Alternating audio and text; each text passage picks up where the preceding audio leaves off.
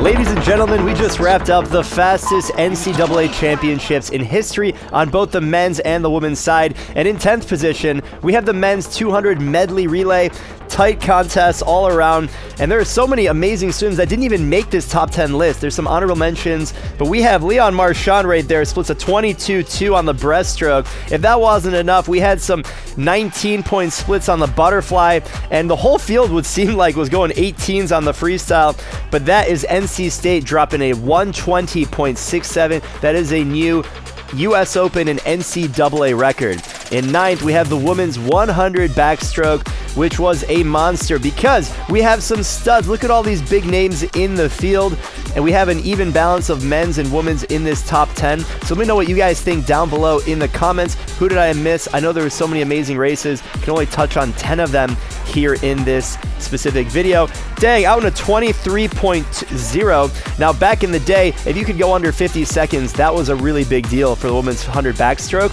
But if you go out in a 23.0, for all my swim nerds out there, you know you're not just going to go under 50, you're probably going to go under 49. How about a 48.26 for Gretchen Walsh? University Virginia out there is really going to put it together at this championship. And here in the 8th position, we have the 400 freestyle relay. Not only because Josh Leendo from Florida, this freshman, comes in a 40-point lead off. He was a 40.2 to win the individual, but there were some fast swims all around, and on top of that, this is the final race of the competition. These guys are tired, they're hurting, and to throw down some 40-point splits across the field is remarkable. Not only that, it came down to literally the last touch, the last 100, and it was a 1/100th of a second finish, 244.07 to 244.08. I mean, to have a 100th of a second at the end of the competition, wow. Shout out to these gentlemen for making it happen. That's the Florida Gators beating out Cal, who did win the entire team competition, but the Florida Gators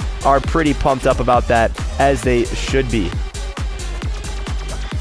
Roll on, you Gators. All right, next up we have in 7th position the 50 freestyle. This is the splash and dash. Keep an eye on Maggie McNeil. She is a monster out there to put together the fastest time ever done in the 50 freestyle in the 25-yard pool. Look at those underwaters. We're going to play the whole race here. You can enjoy it. Wow, look at those turns. She's right there. Look how long she goes underwater. That is absolutely amazing. 50 freestyle, or is it the 15-meter underwater sprint? She comes into the wall, 20.79. Oh, wow. The ladies are dropping 20 points, guys. Look out, look out. That's a blazing fast 50 freestyle. Congratulations to the recent LSU transfer. And in 6th position, we have Kate Douglas showing us how it's done in the 200 breaststroke. She's been on fire this season. She broke the U.S. Open and American record earlier in the year with a 2:01, and she was able to better that. Look at the lead that she has throughout the entire race. She completely dominates it. Good pullouts, good stroke technique, good streamline. I mean, she's really putting this together from start to finish, showing us how it's done. Look at the lead she has on the competition, and she comes in with a 2:01.2 to show us how the 200 breaststroke is done. Let's see what she can do long course. I'm excited for it. Now, one of the hottest names of the meet on the men's side was Leon Marchand. He took down 3 NCAA records. Here's one of them, the men's 200 IM. He took out that 200 IM in a crazy 44.0. I mean, wow. He was fast all the way through. I believe he split a 27.6 on this breaststroke.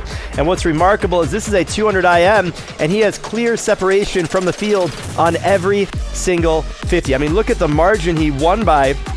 These other guys in the heat dropping 138s. He made him look like nothing with a 136.3. He's knocking on the 135 door. There's Coach Bob Bowman and his team cheering him on. That is amazing to go those times. We're getting into the top 4, guys. Here we go. This is the 100 butterfly, arguably one of the most contested races at the men's and women's championships. You have Olympians, you have world record holders, you have everyone in there. Maggie McNeil in the bottom of the screen. We saw her in the 50 freestyle go a 20.7, but we have some contenders up here in the top of the screen. Who's it going to be into the finish? Again, just like the 100 backstroke, going sub 50 used to be the calling. Now you got to go sub 49. How about a 48.4? That is Kate Douglas. We've seen her before, and she is victorious once again with that 48.4. Smile on her face as she should. All right, top 3, guys. Here we go. How about the 200 freestyle relay?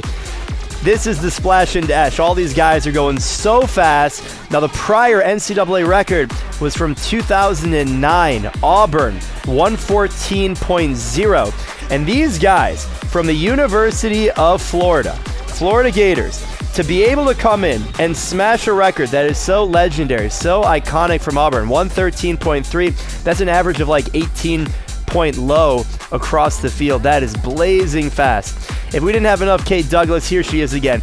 200 IM. This is the all-around event of how good of a swimmer you are. You got to do fly back breast free, and she puts it all together. And she clocks in a new U.S. Open, American, and NCAA record. Look at the separation she has on the field, and she wins the 200 IM in a 148.3. Wow, that's fast. 3 events, and she made them all in our top 10 list. Now, the piece de la résistance en français that you guys have been waiting for, our #1 race of both the men's and women's NCAA championships. You guessed it, the men's 400 IM, where ASU sophomore Leon Marchand showing the world what it means to be the greatest swimmer on the planet right now. People have drawn comparisons to some of the other greatest swimmers in the NCAA history, like a Caleb Dressel. But outside of that, let's talk about Michael Phelps. Let's talk about this event, the 400 IM. Look at the lead he has. He is absolutely sweeping the floor with all of these swimmers, going 15 meters almost on every single length of a 400 IM. Are you kidding me? Are you kidding me?